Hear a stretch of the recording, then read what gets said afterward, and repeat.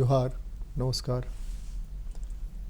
12th के बाद और 12th के पहले गार्जियंस, अभिभावक जो होते हैं, उनके सपने बच्चों के सपने के साथ जुड़े रहते हैं। और जैसे 12th होता है उसके बाद आयरन गेट खुलता है और नए दरवाजे की तरफ, नए मकान की तरफ उड़ान भरना शुरू करते हैं बच्चे। उसमें भी अभिभावक के भी सपने होते हैं, बच्चों को भी सपने होते हैं कि कौन सा इंस्टीट्यूशन ऐसा होगा जो बेस्ट होगा। हर कोई चाहता है कि बेस्ट में ही जाएं। इस बार भारत सरकार ने कट ऑफ मार्क्स की जगह पर एक टेस्ट लिया और टेस्ट लेकर के जो सेंट्रल यूनिवर्सिटीज़ हैं उनके लिए कहा कि मार्क्स के आधार पर चयन किया जाएगा और आपको उसके हिसाब से ऑप्शन देना पड़ेगा कि पहला, दूसरा, तीसरा ऑप्शन कहाँ होगा। जैसे जैसे आबादी बढ़ रही है, जैसे जैसे बच्चों की संख्या बढ़ रही है, उसके हिसाब से कहें कि भीड़ को कंट्रोल करने के लिए नई नई व्यवस्था की जा रही है। जैसे ट्रैफिक पोस्ट, ट्रैफिक पुलिस बनता है सड़कों पर, उसी ढंग से ये व्यवस्था हो रही है। अब सवाल ये है कि बेस्ट कॉलेज कौन है, बेस्ट यूनिवर्सिटी कौन है, बेस्ट इंस्टीट्यूशन कौन है? क्या सिर्फ वही बेस्ट देते हैं? बेस्ट देने में इंस्टीट्यूशन की भूमिका कितनी होती है और बच्चों की अपनी भूमिका कितनी होती है? क्या किसी पार्टिकुलर इंस्टीट्यूशन में जाने से ही यह गारंटी हो जाती है कि बच्चा IAS, IPS, इंजीनियर, डॉक्टर कुछ भी बन सकता है? या बच्चों को जो 12th तक पढ़ाया गया है, जो सिखाया गया है, समझाया गया है, उसके अनुरूप अगर नींव मजबूत है तो उस नींव पर आगे अपनी दीवार कैसे जोड़ता है, यह बच्चे पर डिपेंड करता है। माँ बाप भी परेशान, बच्चे भी परेशान, और इसमें साइकोलॉजिकल केसेस आने लगते हैं, मेंटल केसेस होने लगते हैं कि हमारा यहाँ एडमिशन नहीं हुआ तो डिप्रेशन में चले गए, हमारा एडमिशन नहीं हुआ तो हम वहाँ नहीं पढ़ेंगे, एक साल और ट्राई करेंगे, फिर दूसरी बार देंगे। इस तरह से साल भी बर्बाद होता है। बच्चों के भविष्य के लिए क्या बेहतर हो सकता है और गार्जियंस किस तरह से अपने सपने उन पर नहीं थोपें, यह मान कर चलें कि बच्चे अपना भविष्य खुद गढ़ेंगे। उस गढ़ने में जो उनको ज़रूरत पड़े उसमें मदद करें और इसके लिए जो एक्सपर्ट्स हों, एक्सपर्ट्स की मदद लें, तो मुझे लगता है कि जो डिप्रेशन के मामले आ रहे हैं वो कमतर होते चले जाएंगे। आज हम बात करेंगे इसी पर, व्हाट आफ्टर 12th, 12वीं के बाद क्या, और क्या पार्टिकुलर सब्जेक्ट में ही नौकरियां हैं, क्या पार्टिकुलर सब्जेक्ट में ही सम्मानजनक नौकरियां हैं, क्या पार्टिकुलर सब्जेक्ट पढ़ने से ही, पार्टिकुलर इंस्टीट्यूशन में पढ़ने से ही आप कुछ भी बड़ा आदमी बन सकते हैं। जो बड़े आदमी की कल्पना है, मेरी बड़े आदमी की कल्पना तो बिल्कुल भिन्न है। मेरे बड़े आदमी की कल्पना है संपूर्ण आदमी होना। तो ये हमसे वो मामला थोड़ा सा गड़बड़ हो जाएगा, लेकिन जो विकास का मॉडल है जिसमें सारी चीज़ें, उस पर हम बात करेंगे। हमारे साथ बात करने के लिए एक्सपर्ट्स के रूप में आज हैं कर्नल राजेश कुमार जी, स्वागत है आपका, जो रक्षा विश्वविद्यालय के कुल सचिव हैं, आपका स्वागत है। हमारे साथ हैं अशोक कुमार जी, जो DAV पुंदाग के प्राचार्य हैं, आपका भी स्वागत है। हमारे साथ हैं काउंसलिंग एक्सपर्ट, कैरियर एक्सपर्ट विकास कुमार जी, आपका भी स्वागत है। आप सबको नमस्कार, सबको जोहार, सबको बहुत बहुत स्वागत है कि आप लोग इस प्रोग्राम में आए। विकास जी, मैं आप ही से आरंभ करता हूँ। जैसा कि मैंने इंट्रो में बताया और कहा कि भाई पार्टिकुलर इंस्टीट्यूशन उस कॉलेज और उस विश्वविद्यालय में होना ही गारंटी है, ऐसी गारंटी है क्या? सर, ऐसी गारंटी बिल्कुल नहीं है, पर हर चीज़ में एक ट्रेंड आता है। हर चीज़ में एक संस्थान, चाहे स्कूल हो, कोचिंग हो या विश्वविद्यालय हो, कोई नंबर 1 और 2 होगा और सर्वश्रेष्ठ बच्चे जहाँ जाएंगे वहाँ सर्वश्रेष्ठ परिणाम मिलेंगे। बिल्कुल। आपने चर्चा की CUET की, बहुत अच्छा विषय है, इंजीनियरिंग मेडिकल पे है, और हमने इस साल जो सरकार का स्टेप है बहुत अच्छा स्टेप है और सबको जानना चाहिए आपके माध्यम से। ये इंटीग्रेटेड एग्ज़ाम है जहाँ 40 से ज़्यादा यूनिवर्सिटी में परीक्षा होगी और इसका एग्ज़ाम पैटर्न बहुत सिंपल है। और 2 भ्रम आया मार्केट में। पहली चीज़ आई कि बोर्ड एग्ज़ाम का महत्व खत्म हो गया, ये बिल्कुल गलत है। जो भी प्रश्न पूछे जाएंगे उसका आधार 12th ही होगा, ये किसी को गलतफहमी में नहीं रहनी चाहिए। तो स्कूल की परीक्षा से तैयारी करें, उसके बाद उसका जो पैटर्न है उसको समझना चाहिए। समरी में 3 पार्ट है, खंड A, 1A, 1B, खंड 2, खंड 3, डिटेल में कभी बातचीत करेंगे। दिल्ली यूनिवर्सिटी के बारे में थोड़ी चर्चा करके बाकी विषय को आप ले लेंगे। अभी दिल्ली यूनिवर्सिटी में करीब जो नई काउंसलिंग प्रोसेस आई, 2 लाख बच्चों ने उसमें पूरे जो अप्लाई किया, 69,000 के आसपास सीटें हैं, अलॉटमेंट भी हुआ है। अभी जो ट्रेंड आया है, दिल्ली यूनिवर्सिटी में आवेदन की संख्या घटी है। पिछले साल 2021 में 2,87,000 बच्चे उसमें अप्लाई किए थे, 2020 में 3 लाख बच्चे थे। तो ये क्या है, ये ट्रेंड अभी समझ नहीं पाया हूं, कुछ अर्ली होगा कमेंट करने के लिए। पर ओवरऑल चूंकि हो सकता है कि बहुत सभी जगह का ऑप्शंस होगा, बच्चे इधर नहीं लिए होंगे, एक ये चीज़ है। अभी उसका कल ही मेरिट लिस्ट जारी हुआ है, इसमें अभी कुछ विसंगतियां हैं चूंकि पहली बार हो रही है, पर इसका खुले मन से स्वागत करते हैं। और इस सरकार ने बच्चों के लिए बहुत अच्छी व्यवस्था की कि एक एग्जाम दे करके इतने कॉलेजेस में दाखिला हो सकते हैं। और इसमें सिर्फ साइंस और कॉमर्स और आर्ट्स ही नहीं, कई बीटेक सीट्स भी अवेलेबल हैं इसी एग्जाम से। तो पूरे देश में इंजीनियरिंग और मेडिकल के साथ साथ स्टैंडर्ड 9th ऑनवर्ड्स इस परीक्षा पे जितनी बात होगी वो जरूरी है।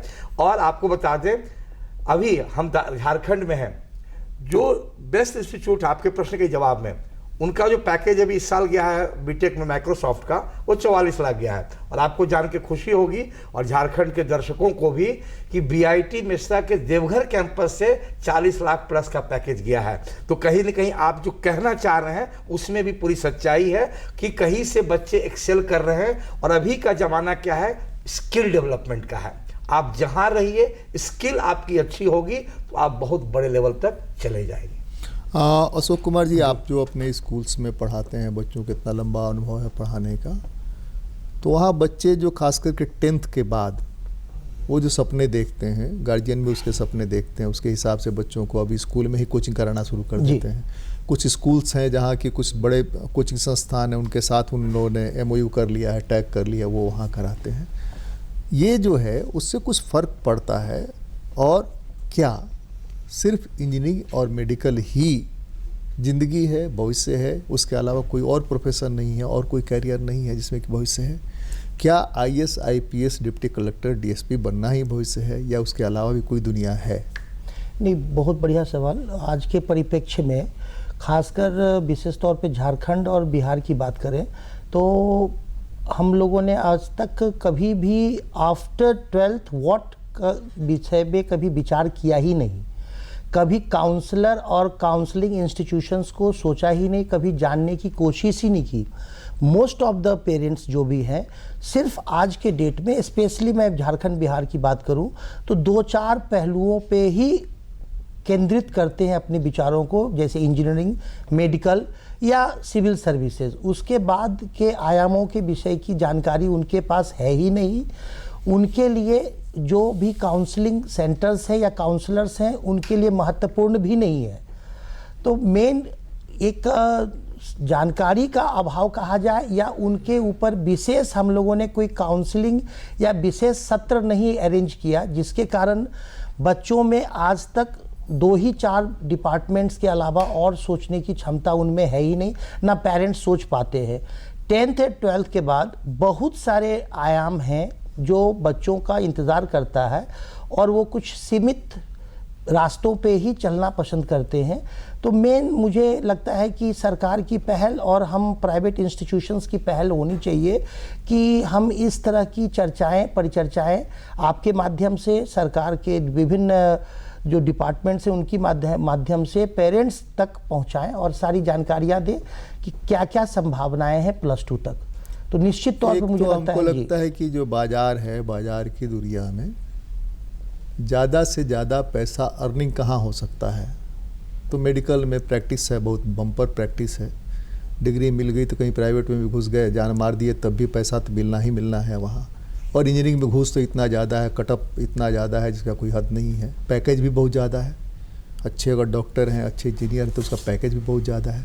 यह भी कारण है क्या?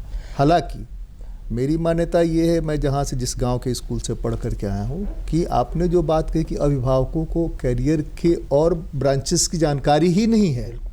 वो नहीं जानते कि BDO कैसे बनते हैं, CO कैसे बनते हैं, डिप्टी कलेक्टर का चुनाव कैसे होता है, DSP का चुनाव कैसे होता है, दरोगा कैसे बनते हैं, सिपाही तक जानते हैं, बहुत सारे जगह में जानते हैं सिपाही।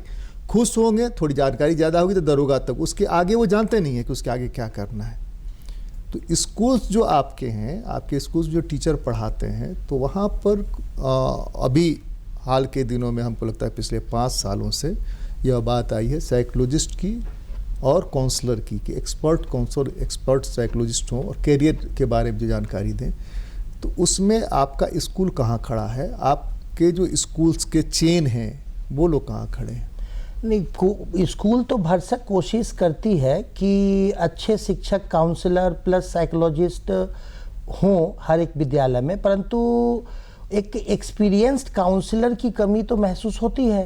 हम फ्रेशर्स जो भी साइकोलॉजिस्ट है या जो जिन्होंने साइकोलॉजी से एमए किया हुआ है, वो भी तो उसी समाज और उसी परिवेश से आए हैं। नहीं, आप जब टीचर के लिए इंटरव्यू करते हैं कि आप टीचर बहाल कर रहे हैं, तो काउंसलर बहाल करने के लिए आप इस तरह का इंटरव्यू कर सकते हैं, उसको जानकारी है कि नहीं? की जाती है काउंसलर की, लेकिन मैं कह रहा हूँ कि उनके पास भी तो तजुर्बे की कमी है, उनके पास भी तो अनुभव नहीं है। एक अलग से उनकी तैयारी कराई जाए।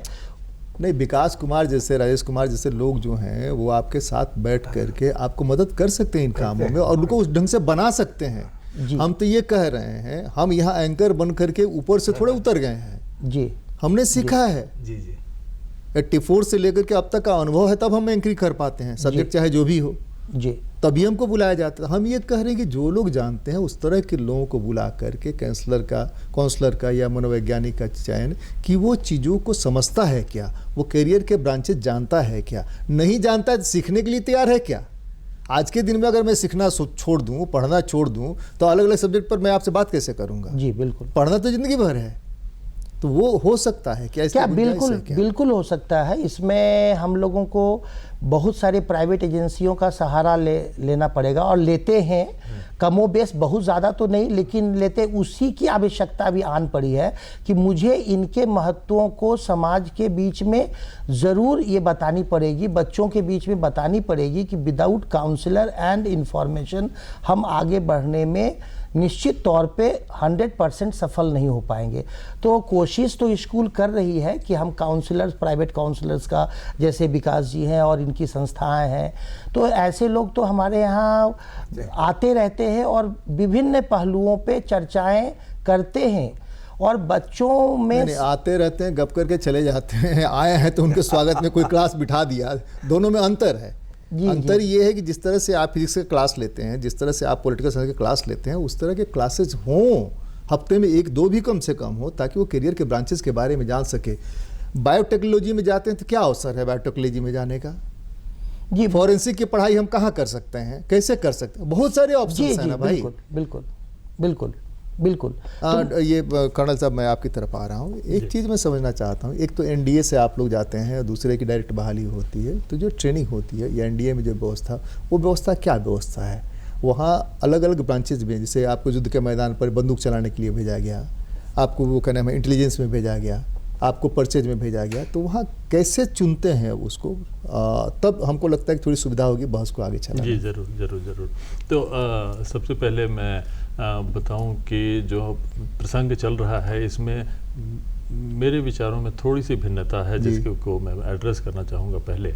कि अभी हम लोग बात कर रहे हैं बच्चों का, जो कि करियर और के बाद उनका करियर क्या होगा, इंस्टीट्यूशन क्या होगा, उनको पता नहीं चल पा रहा है।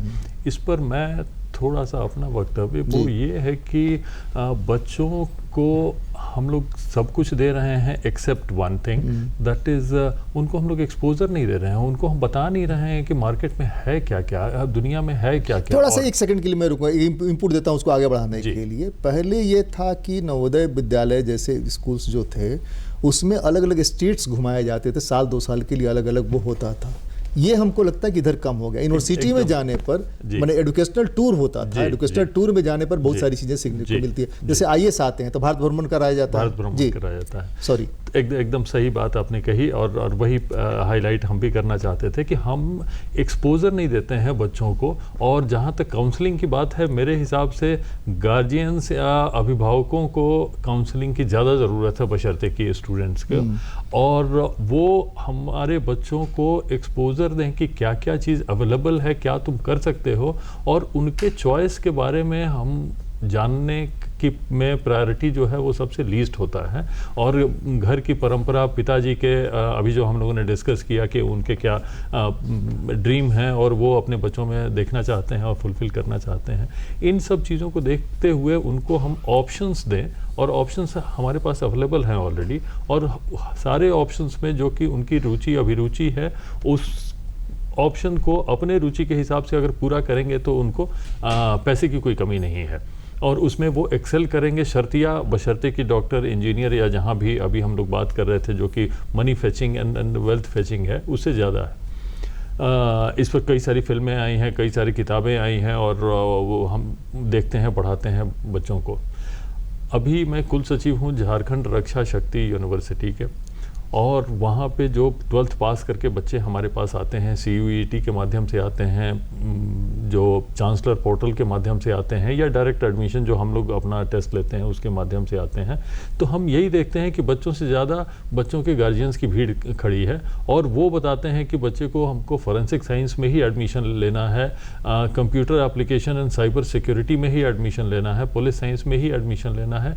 हम जब उनसे इंटरेक्ट करते हैं, पूछते हैं कि भाई ऐसी क्या बात है, तो नहीं बाकी इतिहास, भूगोल, फिजिक्स, केमिस्ट्री, मैथमेटिक्स पढ़ करके क्या करेगा बच्चा, ये नया सब्जेक्ट है, इसमें ओपनिंग है, स्कोप है, इसमें नौकरी जल्दी मिलेगी। तो यानी कि बॉटम लाइन ये है कि सारी पढ़ाई जो है वो नौकरी से रिलेटेड है, ना कि ज्ञान से रिलेटेड है। इस कॉन्सेप्ट को थोड़ा सा बदली करना पड़ेगा और उनके चॉइस की तरफ जाना पड़ेगा। ये मेरा व्यक्तिगत विचार है, जिसको हम लोग एड्रेस करने की बात करते हैं लेकिन एड्रेस करते नहीं हैं, ऑन ग्राउंड की बात कर रहे हैं। अभी हमारे रक्षा शक्ति यूनिवर्सिटी में आप आएंगे, आज भी मैं जब क्लास ले रहा था वहाँ पे, मैं एजुकेशनिस्ट भी हूँ, डिपार्टमेंट ऑफ डिजास्टर मैनेजमेंट को हेड कर रहा हूँ, तो वहाँ पे हमने यही बताया कि भारत का एक जिम्मेवार नागरिक कैसे बना जाए। पढ़ाई तो होती रहेगी, पढ़ाई का ब्रॉड लक्ष्य वही है, और उस पर हम ज़्यादा भाषण देते हैं, उसमें हमारी सख्ती ज़्यादा है, उसमें अनुशासन हम इनकॉर्पोरेट करते हैं, और बच्चे भी बड़े गर्व से और बड़े ही डिसिप्लिन वे से वो आगे आते हैं कि हमको भारत का एक सफल और अच्छा नागरिक बनाना है, इसलिए कि भारत देश मेरा है और इस देश को आगे बढ़ाना मेरे कंधे पे ये जिम्मेवारी समाज ने दी है, आज नहीं तो कल।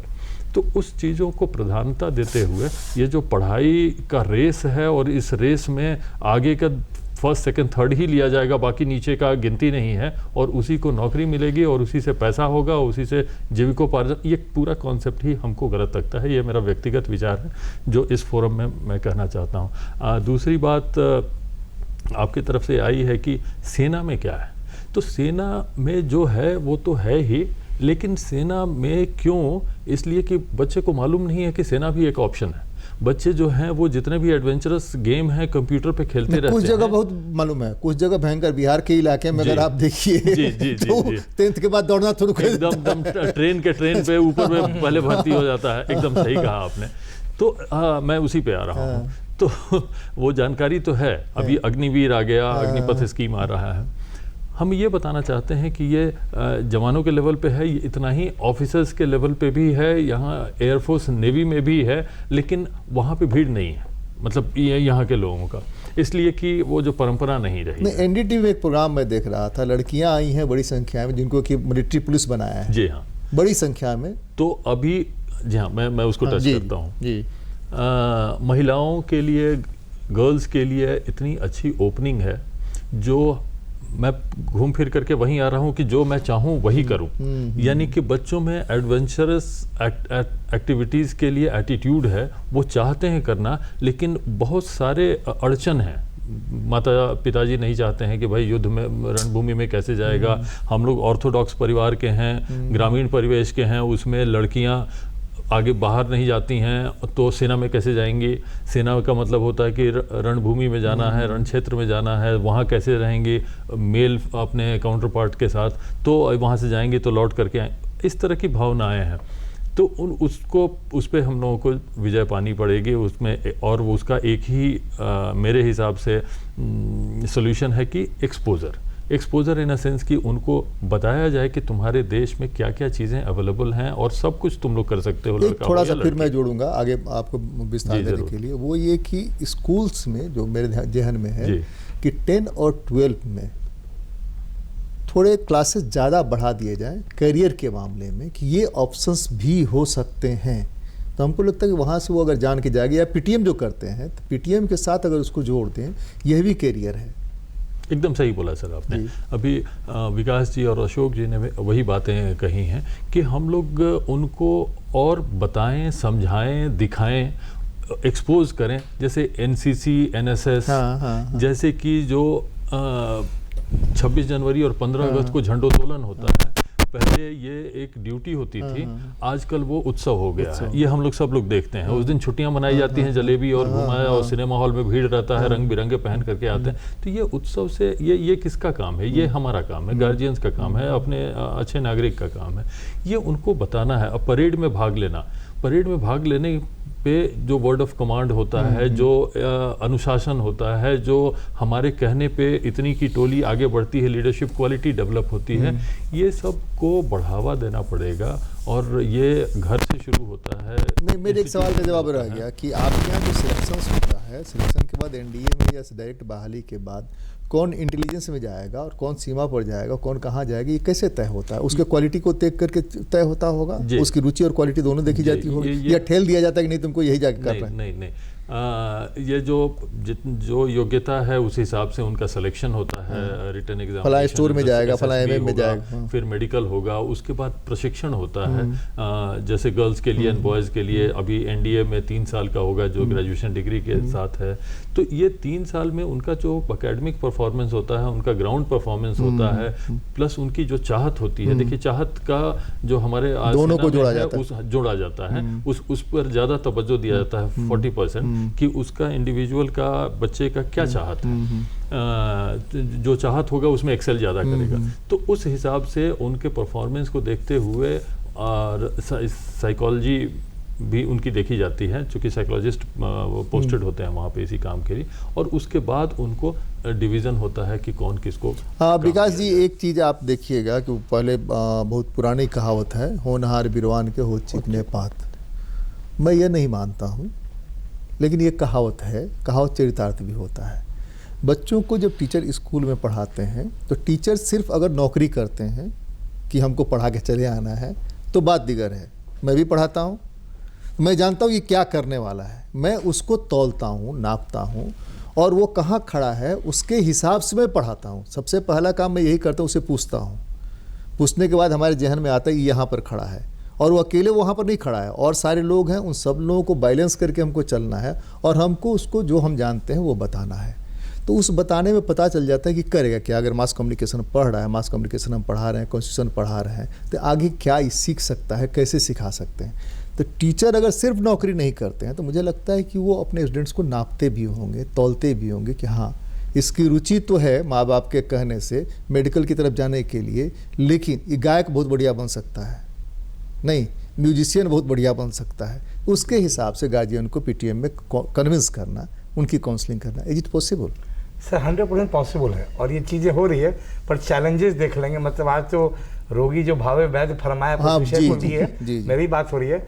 इसमें क्या है ना सर, सबसे पहले किसी की कोई सोच है ही नहीं। एक सवाल का जवाब आपके पास और रह गया जो आप ही ने शुरू किया था। वो सवाल बहुत महत्वपूर्ण है कि दिल्ली में करीब करीब 1 लाख की संख्या कम हुई है डिमांड्स में कि हम दिल्ली में ही पढ़ेंगे। उसका भी कारण थोड़ा बताइएगा, हम समझना चाहते हैं। लगातार 3 सालों से ये कम हो रहा है। जी। ये कोविड की वजह से हुआ या दूसरा कुछ हुआ? हम सब आते हैं और आपके पीछे से चलते हैं, सब बातें रखते हैं। पेरेंटिंग पे बात हो रही थी, यहाँ आपके माध्यम से कहना चाहता हूँ, पेरेंटिंग के 3 प्रकार पाए जाते हैं।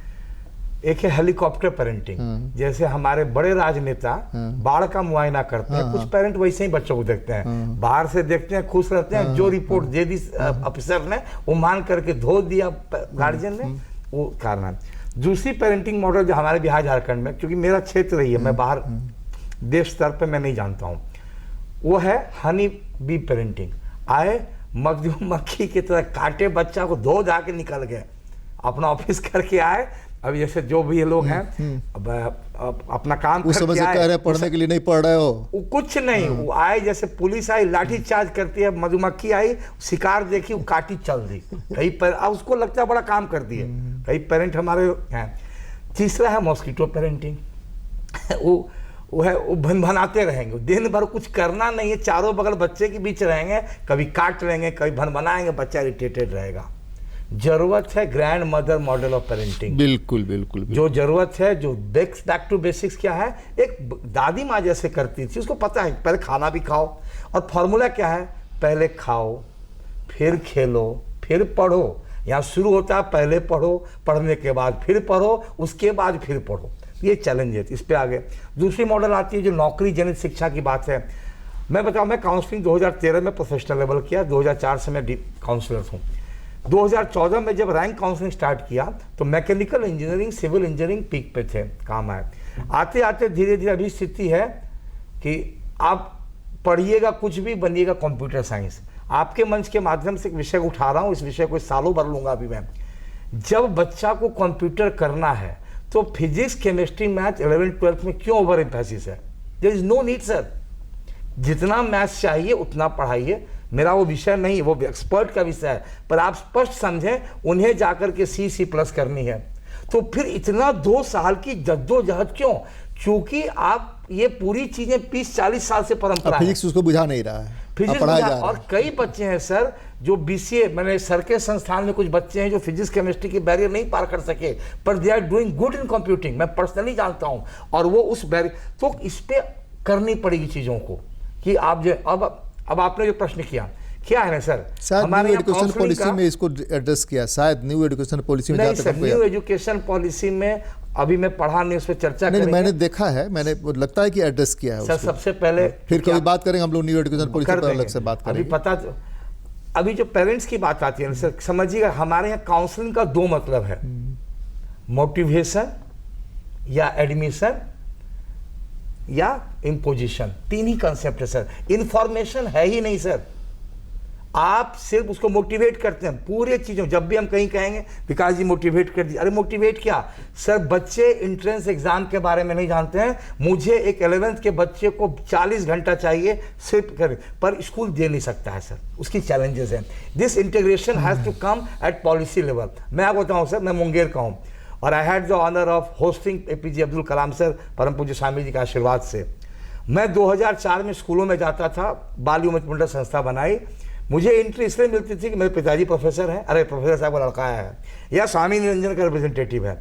और जब मोदी जी ने योग को लागू कर दिया जाए तो मुझे जून में 1 जून से फोन आना शुरू होता है, विकास जी कोई योगा टीचर है, आप भी तो योगा जानते हैं, देख लीजिए।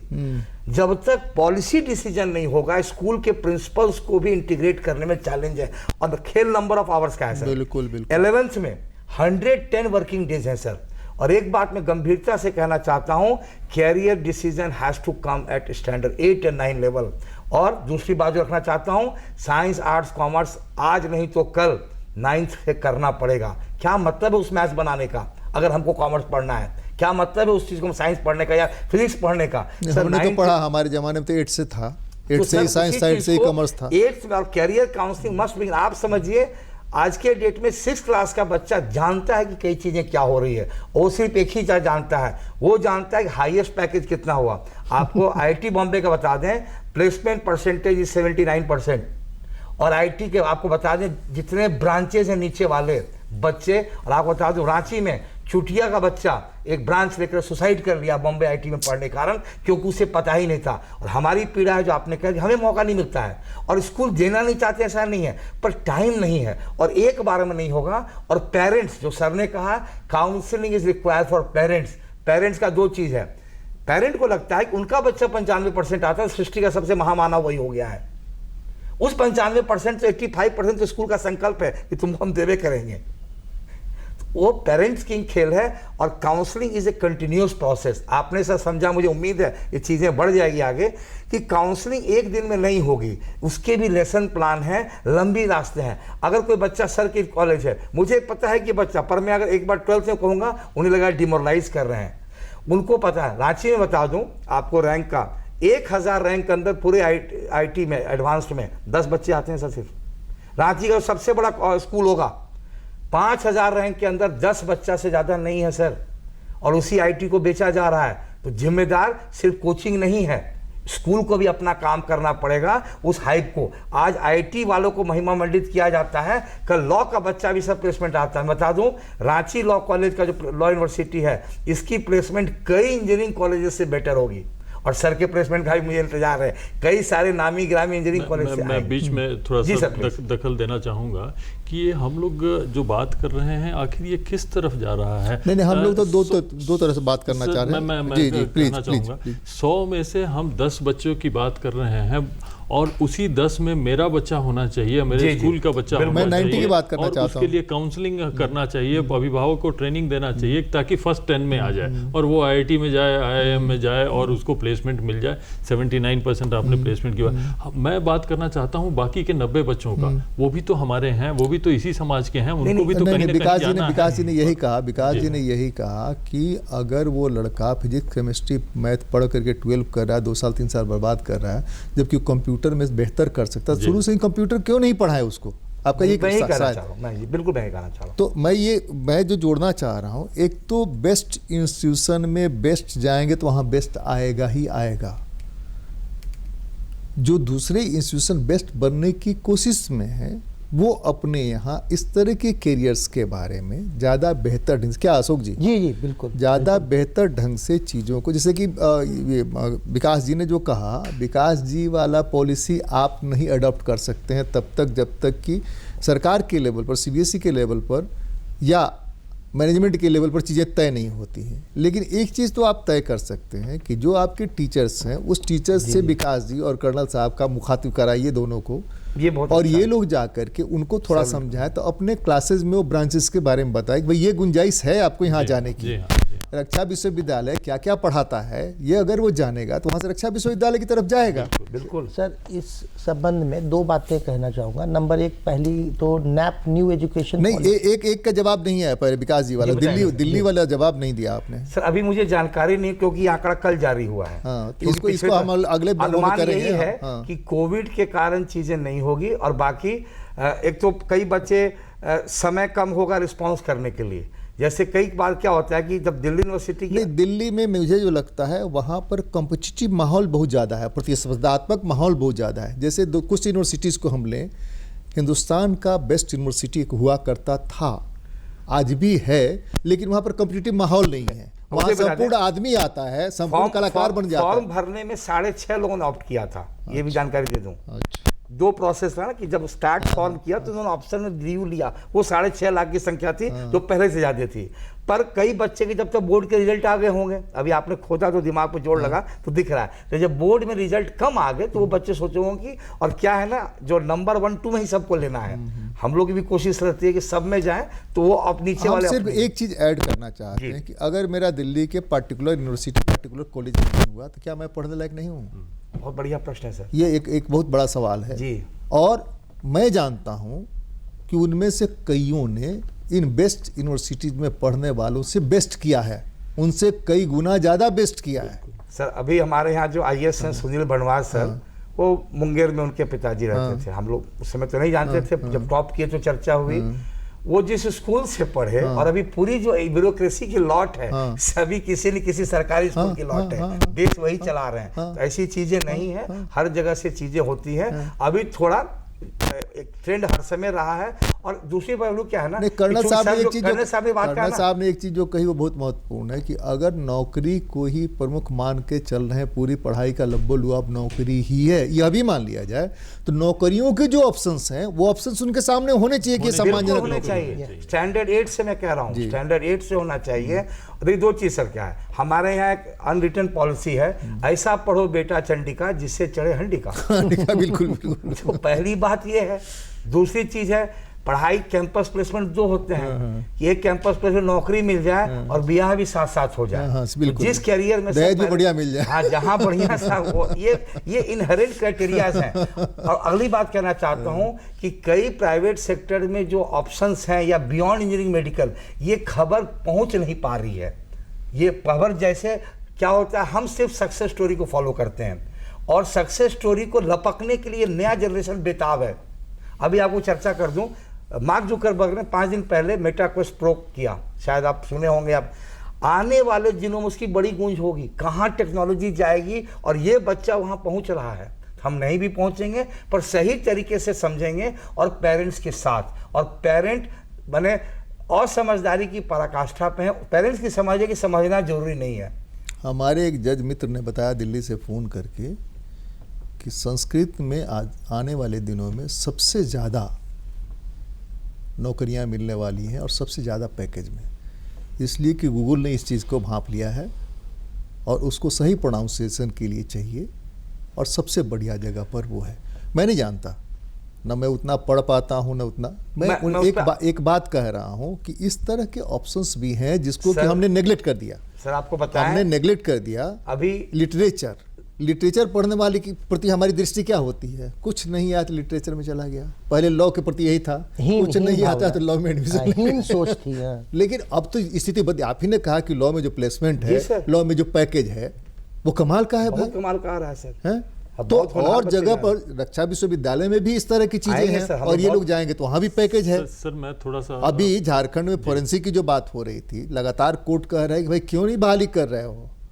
पहले हो रहा था कि मिल ही नहीं रहा, अब पता चला कि यहाँ से पास आउट हैं, उनके लिए नौकरी नहीं व्यवस्था हो रही है। जी अशोक सर तो प्रिंसिपल हैं, हम कह रहे अशोक जी को थोड़ा सा सुन लीजिए। जी, मैं बता रहा था कि सर के ही कंटिन्यूएशन में कि एक आपके जो क्वेश्चंस थे उस पर गवर्नमेंट ने न्यू एजुकेशन पॉलिसी में एक पहल ली है कि अब 10th और 12th में बच्चे अपने समझ से किसी भी 3 सब्जेक्ट्स 5 सब्जेक्ट का चयन कर सकते हैं। वो पांचों विषयों में आर्ट्स भी हो सकता है, साइंस का भी पार्ट हो सकता है, दोनों प्लस हो सकते हैं। जी, कॉमर्स के पार्ट भी हो सकते हैं। तो इसमें मुझे लगता है कि अगर इस तरह की संभावनाएं बढ़ती है तो निश्चित तौर पे आपके मन के लायक जो अगर कंप्यूटर साइंस ही लेना है और चूंकि कठिन सब्जेक्ट फिजिक्स बोल के या केमिस्ट्री बोल के या मैथमेटिक्स बोल के आप उसको छोड़ सकते हैं। तो एक सबसे अच्छी बात तो ये होने जा रही है और संभावनाएं हैं। अगर बीच में आप ब्रेक, कठिन तक कुछ नहीं है। स्टूडेंट रिसीव किसको कर पा रहा है? जी उसी को कहा जाए जो रिसीव करेगा। जी कंफर्टेबली जो अगर बच्चे फॉलो कर पा रहे हैं या सस्टेन कर रहे हैं विद 5 डिफिकल्ट सब्जेक्ट या इजियर सब्जेक्ट, आप जो मान लो, तो उस आधार पे वो बच्चा अपने एज पर इंटरेस्ट आगे बढ़ सकते हैं। अब यहाँ पे एक तो ये बातें समझ में आई कि भविष्य में इस तरह के दरवाजे खुल चुके हैं और क्रेडेंशियल पॉइंट भी आपको मिलेंगे। अगर बीच में ब्रेक भी कर लेते हैं किसी कारण से, कोई इवेंचुअल सिचुएशन आ जाता है, फादर का डेथ या कोई भी बातें घर में परेशानी, तब भी उसके लिए ऑप्शन है। जी दिया गया है कि आप वो पॉइंट्स आपको मिल जाएंगे। कॉलेजेस में भी है, कॉलेज में कहीं भी जाकर हिंदुस्तान के किसी कोने में किसी यूनिवर्सिटी से वो कर सकता है। तो अब वो कहीं भी किसी समय किसी साल फिर से 2-4 साल ब्रेक के बाद भी रिज्वाइन कर सकता है। एक बातें तो ये हुई। दूसरी बातें हुई कि थोड़ा सा मुझे इसमें ज़रूरी लगता है कि बच्चों और प्लस गार्जियन के मन और माइंड सेट को भी थोड़ा चेंज करना पड़ेगा।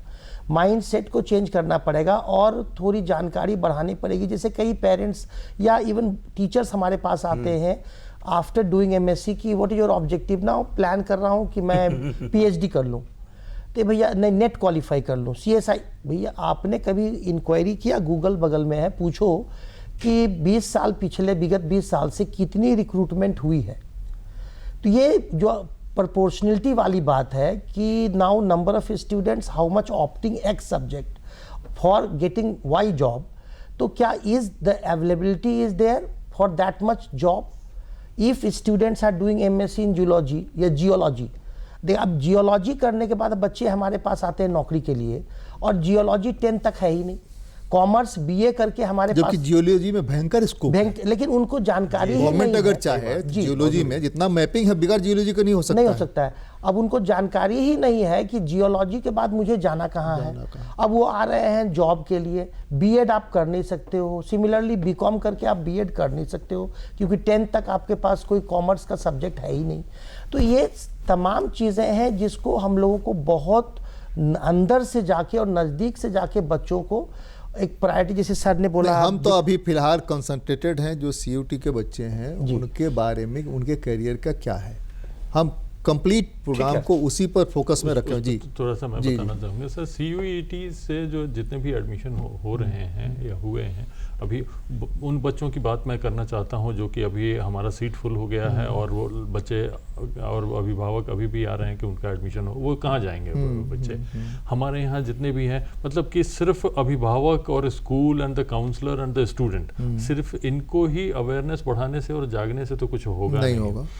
अभी आपने देखा और हमारा समाज देख रहा है, बदलता समाज बदलता देश, जो इनका पैटर्न चेंज हो रहा है कि पहले गवर्नमेंट जॉब ही था, अब गवर्नमेंट जॉब भी है।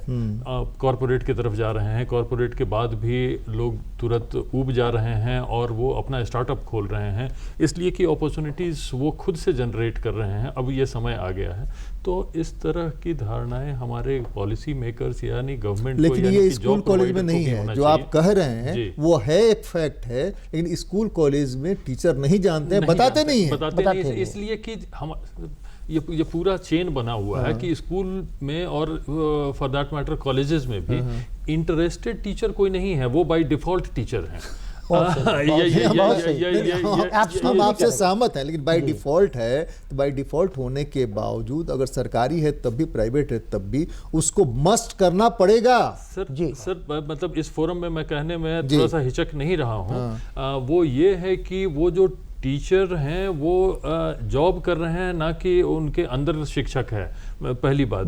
दूसरी बात, वो शिक्षक जो हैं अभी भी वो अगले जॉब की ट्राई कर रहे हैं, यानी कि सारे टीचर्स जो हैं they all are looking for their own job as well, in a sense कि लेफ्ट और राइट। मतलब ये बात से सहमत होंगे आप लोग। इसलिए they are not emotionally attached in teaching and career enhancing of the students। तो ये एक बहुत सही। दूसरी बात ये है कि हमारे यहाँ जो स्टार्टअप वाला कॉन्सेप्ट शुरू हुआ है बहुत अच्छा है, और हम जैसे हमारा रक्षा शक्ति विश्वविद्यालय है जहाँ से हम forensic science and disaster management कर रहे हैं। कोई स्कोप यहाँ है नहीं अभी तत्काल में, स्कोप है लेकिन वो अपॉइंटमेंट नहीं आ रहा है, एडवर्टीजमेंट नहीं आ रहा है। इसमें बच्चों का दोष नहीं है, जब तक वो आएगा तब तक इनका एज निकल जाएगा। कर्नल साहब, यहाँ पर रांची बिरसा एग्रीकल्चर यूनिवर्सिटी है जहाँ से बच्चे पास करने के बाद कॉम्पिटिटिव एग्जाम का इंतजार करते हैं। अरे वो एग्रीकल्चर कर लिया, वो नौकरी के लायक नौकरी दो उसको भाई, है ना। फॉरेस्ट्री कर लिया, फॉरेस्ट्री के लिए उसको जेपीएससी का इंतजार करना पड़ेगा। जेपीएससी जब होगा, बीपीएससी जब होगा, तो उसमें वो दौड़ेगा, उतना ही दौड़ेगा जितना दूसरा कोई दौड़ रहा है। ये क्या बात है भाई? ये बताएं काहे के लिए फॉरेस्ट्री किया, वो क्यों किया, काहे के लिए तो एनुअल हस्बेंड्री किया और लाखों खर्च 2008 में पिछली बार अपॉइंटमेंट हुआ था असिस्टेंट प्रोफेसर का, झारखंड स्टेट की बात कर रहा हूँ। 2008 के बाद ये 2022 खत्म होने वाला है, अभी तक नहीं हुआ है। किसी को एक को दोषारोपण करने की जरूरत नहीं है, लेकिन जो बॉर्न टीचर हैं वो 2008 के बाद वो क्या कर रहे हैं? वो कर रहे हैं बैंक में नौकरी कर रहे हैं, इंश्योरेंस बेच रहे हैं, वो काम कर रहे हैं जो जिसके लायक वो नहीं है, सर्वाइवल के लिए स्ट्रगल वो पढ़ाई नहीं किया उन्होंने। वो सारी पढ़ाई करते करते पीएचडी और डिलीट तक कर ले गए, किताबें लिखी, पेपर पब्लिकेशन हुआ, लेकिन वो टीचर नहीं बन पाए, जबकि वो टीचर के लिए they are the most fit. तो उसका दोष हम किसको देंगे? समाज को देंगे, स्टूडेंट को देंगे, या हमारे पॉलिसी मेकर्स को देंगे? हम क्या करेंगे उसका? इससे बहुत सारे चैलेंजेस हैं एक के बाद एक, और वो अपना स्टार्टअप स्कूल एक और आप बता दें कि अगर दिल्ली में एडमिशन नहीं हुआ, बॉम्बे में एडमिशन नहीं हुआ, बंगलोर में एडमिशन नहीं हुआ, तो क्या उसका कोई भविष्य है कि नहीं है? बहुत भविष्य है। यहाँ से मैं आपकी तरफ आता हूँ जी। उनका जैसे हमने बताया कि अभी 2, 3, 4 अपने लाइक माइंडेड मिल करके वो अपना कार्रवाई शुरू करते हैं। 2-4 एग्जाम्पल्स हैं यहाँ पे, कोई जोमेटो का एग्जाम्पल देता है, कोई इस तरह का वो ऊबर एंड ओला का एग्जाम्पल देता है। इस तरह करके लोगों ने शुरू किया है, लेकिन वो कितने शुरू किए हैं, वो कितने हैं? सारे क्रिकेटर धोनी तो नहीं बन जाते, और धोनी बनने के चक्कर में कितने लोगों को हमने अपना करियर से खेलते हुए देखा। तो हम अब कहना ये चाहते हैं कि स्कोप है, बहुत स्कोप है, ये वो स्कोप जनरेट करने का है, और हमारे तरफ अभिभावकों को ट्रेन करके, उनको काउंसलिंग करके बच्चों को उनके अपने इंटरेस्ट के लिए इस दुनिया में छोड़ना है, और वो लोग बहुत अच्छा करेंगे, ना कि माँ बाप को अपने ड्रीम और अपने स्वप्न उनके ऊपर थोपना चाहिए। ये इस बात को मैं विकास जी आप बात आगे बढ़ाइए। उसके साथ एक चीज़ हम जोड़ना चाहेंगे, फिर एक कहावत को हम कहना चाहेंगे कि समय से पहले और किस्मत से ज़्यादा कुछ नहीं मिलता है। गॉड नोज, अगर गॉड है तो मैं खोज रहा हूँ, कहीं मिल जाएगा, कभी मिल जाएगा। यूनिवर्सिटी में जाता हूँ तब भी उन लोगों को भी कहता हूँ कि मिले तो हमको ही बताना, हम भी थोड़ा मिलना चाहते हैं, ठीक है ना। तो अगर ये ऐसा है, और डॉक्टर जगदीश चंद्र माथुर को हम याद करें, जेसी बोस को याद करें, तो उन्होंने कहा था कि हम डीएनए में चेंज करके जितना इंजीनियर चाहे, जितना डॉक्टर चाहे, जितना जो चाहे वो हम बना सकते हैं। उसी को दूसरे वैज्ञानिक या हमारे तुलसीदास या वाल्मीकि दूसरे ढंग से कहते हैं, या कृष्ण गीता में कहते हैं कि आपका काम है कर्म करना, आप करो, फल हमारे हाथ में है, फल हम देंगे। तो जो कर्म करना है, कर्म अगर रुचिकर हो तो उस कर्म का फल भी ज़्यादा बढ़िया होता है। लेकिन अरुचिकर हो, जैसा इन्होंने कहा कि टीचर बाय डिफ़ॉल्ट बन गए, तो बाय डिफ़ॉल्ट बन गए तो उसमें तो पढ़ा नहीं सकेंगे। इसमें से रास्ते चुनने हैं, और हम उस रास्ते को चुनने के लिए आज तो नहीं बैठे हैं। सिर्फ एक बात हम जोड़ना चाहते हैं, फिर वहीं पर कंसंट्रेट होना चाहते हैं कि हमारी ये जो बच्चे हैं जिनका कि उनके मनचाहे शहर में नहीं हो सका, मनचाहे इंस्टीट्यूशन में नहीं हो सका, उनको करना क्या चाहिए, उनके गार्जियन को क्या करना चाहिए? उनको मेरा स्पष्ट मत है कि अगर आपके पास यहाँ कोई बच्चा रांची का है और वो बिजनेस करना चाहता है और 1 करोड़ रुपया है एक व्यक्ति के पास, 50 लाख है, 25 लाख है, 5 लाख है, 1 करोड़ वाला रेस में बिजनेस करने के लिए दिल्ली में, और 5 लाख वाले को वहाँ घुसने नहीं मिल रहा है, तो ही इज़ फॉर्चुनेट, क्योंकि 5 लाख में दिल्ली में कुछ कर नहीं पाएगा। बहुत पूरी जिम्मेदारी के साथ कहना चाहता हूँ, जिन बच्चों का वहाँ चयन नहीं हुआ उन्हें चैन से रहना चाहिए रांची में। मैं रांची की बात कर रहा हूँ, पटना वाले को पटना में रहना चाहिए। और आप समझेंगे पूरी जो 3 साल के ग्रेजुएशन का सामान्य फल पहला है कि आप पोस्ट ग्रेजुएशन करेंगे, आप गवर्नर हाउस में एडीसी नहीं बनेंगे दिल्ली यूनिवर्सिटी में। दूसरा फल है कि आपको समय रहे कि आप कंपटीशन ग्रेजुएशन के बाद कर पाएं, वो फल रांची और पटना में भी मिलेगा। उसके बाद आपकी चीज़ है कि आज जैसे बीबीए का बड़ा क्रेज है, मैं बड़ा अगेंस्ट हूँ इस कोर्स के लिए सामान्य संस्थानों से, क्योंकि 3 साल में जो श्रम लगता है फिर आप एमबीए के लायक नहीं रह पाते हैं कुछ बच्चे, कई बच्चे। तो जिनका नहीं हुआ है वो फॉर्चुनेट हैं, ईश्वर को धन्यवाद दें कि आप उनको यहीं रखा, क्योंकि जो जहाँ महत्वपूर्ण ये नहीं है कि आप कितने बड़े जगह हैं, महत्वपूर्ण ये है कि आप जहाँ हैं उसमें आप कितने बड़े हैं। बिल्कुल, आप डीयू की आखिरी कतार से बेहतर है कि आप सेंट जेवियर्स कॉलेज में। बता दूं सर कि कई बच्चे जो रांची के सेंट जेवियर्स कॉलेज को बहुत हल्के में लेते हैं कि भाई इस माइंडसेट से उनको दाखिला वहां भी नहीं मिलता है सर, क्योंकि समय पर फॉर्म नहीं मिलते हैं। बिल्कुल। और फॉर्म भर भी दिए तो हर किसी का एडमिशन सेंट जेवियर्स कॉलेज के 2-3 विभाग के बारे में बड़ी सटीक जानकारी मेरे पास है। मैं नाम नहीं लूंगा, लेकिन बहुत सारे कॉलेज रांची शहर में और रांची शहर के बाहर हैं जिनसे एक से एक लोग निकले हैं, इसलिए कि वो पढ़ाई नहीं होती थी, इसलिए कि उसको लोग टीचर नहीं थे, लेकिन उन्होंने अपने को समय दिया, पढ़े और पढ़ करके अच्छी नौकरियों में है, आज भी एडमिनिस्ट्रेशन में भी हैं। सर आपको बता दूं कि टीचिंग में भी है। रांची में जब बड़ी कोचिंग फिटजी खोली उसके पीछे क्या वजह थी? वजह ये नहीं थी कि रांची, क्योंकि सेंट जेवियर्स कॉलेज का रिजल्ट अच्छा था। आप जब पता करेंगे, मुझे परफेक्ट जानकारी नहीं, मैं उस काल में यहाँ नहीं था, पर वो इसलिए यहाँ बड़े कोचिंग आए कि यहाँ का पूरा लॉट और वही लॉट वहाँ का ट्रांसफर अलग, संख्या रेशियो वही है। टॉपर्स में कमी आई है, जो टॉपर्स उस समय आ रहे थे उस टॉप रैंकर्स की संख्या में कमी आई है, और वही चीजें और उसी कॉलेज से है। तो जिनको जो मिल रहा है, दिक्कत क्या है, इसमें शेर है बेपनाह, इसमें एक ही लाइन है, बेपनाह हसरतें न पालिए, बेपनाह हसरतें न पालिए, जितना मिला है उसे संभालिए। आप यही कहना चाह रहे हैं जी। इसमें माइंड्स मैं कहना चाह रहा था कि दिल्ली से जो हम कह रहे हैं कि वापस आ जाइए, देखिए सिर्फ नौकरी ही नहीं है, एक लाइफ स्टाइल है, और लोग स्ट्रीट स्मार्ट बनना चाहते हैं, और हर अभिभावक अपने बच्चे को बनाना चाहते हैं। सिर्फ कागजी पढ़ाई और किताबी पढ़ाई से ही सब कुछ है, ऐसी बात नहीं है। पहले के ज़माने थे कि गाँव का बच्चा आ रहा है, बहुत बढ़िया, उन्होंने कहा कि वही देश संभाल रहे हैं, लेकिन संभाल रहे वो जो पढ़े हुए थे। अभी तो यहीं के बच्चे ही पढ़ रहे हैं, और पुरानी कहावत है, परंपरा भी रही है कि गांव का पढ़ाया हुआ शहर का बसाया हुआ दोनों बराबर होता है। तो शहर का बसाया हुआ, उसी तरह शहर अब दिल्ली है, ना कि बिहार झारखंड। वो बहुत कुछ बिना पढ़ाई भी सिखाई देता है, माहौल एनवायरनमेंट सिखा देता है, कंपेल कर देता है। कन्हैया कुमार जो वहाँ भाषण देते हैं आजकल, वो दिल्ली में शायद नहीं होते, और यहाँ होते तो नहीं दे पाते, या वैसे ही नहीं, हजारों एग्जाम्पल हैं। तो उस तरफ नहीं जाते हुए मैं ये कहना चाहूँगा इस फोरम में कि बच्चों को बच्चा रहने देना, उनको भी जिंदगी जीने दें, और वो भी उनका बचपन, उनका युवा अवस्था, वो भी तो है, उनके भी सपने हो सकते हैं, उनके सपने हैं। हम अभी 7वां 8वां 9वां से उनको हम साइंस आर्ट्स कॉमर्स में बांट रहे हैं, उनके ऊपर और भी हम ये कर रहे हैं। वो जिंदगी कब जिएंगे, और प्लस वो अपने मन की बात करेंगे। अभी आपको मैं बताऊं, मैं डुमरांव बक्सर ज़िला में है, वहाँ का रहने वाला, और Guinness book of world record में मेरा नाम है 2 बार। सेना में रहते ये उससे क्या फ़ायदे हुए, क्या नुकसान हुए, ऐसी कोई बात नहीं है। एडवेंचर स्पोर्ट्स हमने अपना पूरा किया, प्रेसिडेंट अवार्ड मिला, उसके बाय डिफ़ॉल्ट बहुत चीज़ें हुई, लेकिन हम ये कहना चाहते हैं कि हम अपने CDS का एग्जामिनेशन दिया, ऑल इंडिया रैंकिंग हमारा 26 आया, गांव का रहने वाला हूँ, वो जो बुरा लेकर के जाते थे स्कूल में। तो ये पढ़ाई और ज़िंदगी दोनों साथ साथ चले और वो बच्चे के ऊपर डिपेंड करता है, तो कितनी बढ़िया बात है। और यही होना चाहिए मेरे ख्याल में, जो कि हम उनको फर्स्ट टॉप 10 और टॉप 3 में ले आने के लिए जो होड़ लगा हुआ है ताकि उसको अच्छी नौकरी मिल जाए, और बाकी जो हैं वो मोरोस और निराश हो करके वो ज़िंदगी किसी तरह जीते हैं, ऐसी बात नहीं सर। पूरे 100 को हमको मौका देना चाहिए, एंजॉय करके और ये अभिभावक के हाथ में, ये रेस से अलग हट करके है। ये मैं कहना चाहूँगा फोरम में अपने। यही चीज़ मैं कहना चाहता हूँ इसी को दूसरी तरह से, कि माइंड सेट को चेंज करने की ज़रूरत है।